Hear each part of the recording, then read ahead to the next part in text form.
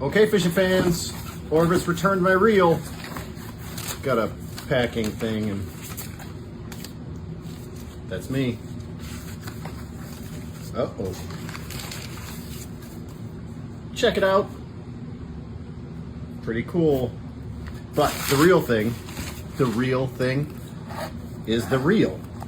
So this reel is years and years and years old. The CFO trout bum, and the drag just stopped working. So I usually do all my own repairs and most of my own stunts.